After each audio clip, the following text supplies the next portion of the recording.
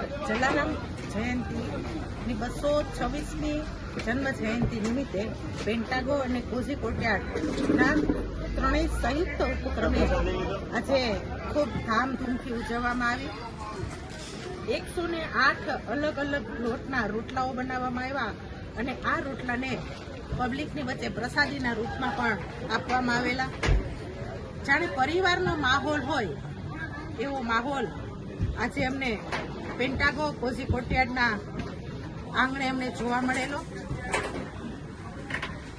જે લોકોએ આયોજન કરેલું છે, સુવ્યવસ્થિત આયોજન કરેલ છે કે મહાપ્રસાદમાં ક્યાંય ગળદી ન થાય, લોકો શાંતિથી મહાપ્રસાદનો લાભ લઈ શકે, પરિવાર સાથે આવી શકે અને ખૂબ સુંદર વાતાવરણમાં, બગીચા જેવા વાતાવરણની અંદર સમગ્ર પરિવાર આજે પેન્ટાગો અને કોઝી કોર્ટયાર્ડના આંગણે જલારામ જન્મ જયંતિ નિમિત્તે આમંત્રણ આપેલા તમામ ભક્તો અહીંયા પ્રસાદ લીધો છે.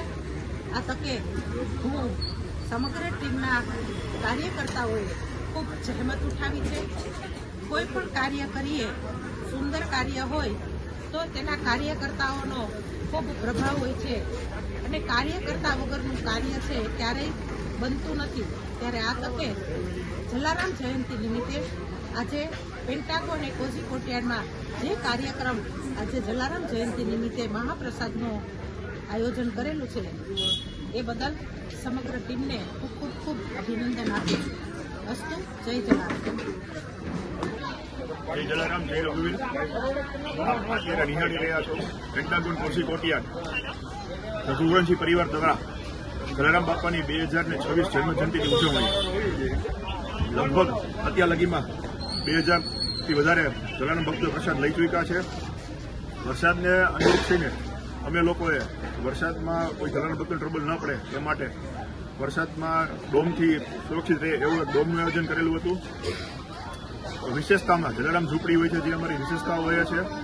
જલારામ બાપાને અમે 108 રોટલા વિવિધ પ્રકારના ધાનમાંથી બનાવીને આજે ધરાવ્યા હતા. બાપાનો 56 ભોગ હતો અને આપ જોઈ રહ્યા છો કે અત્યારે બી અવિરત પ્રવાસ ચાલુ છે.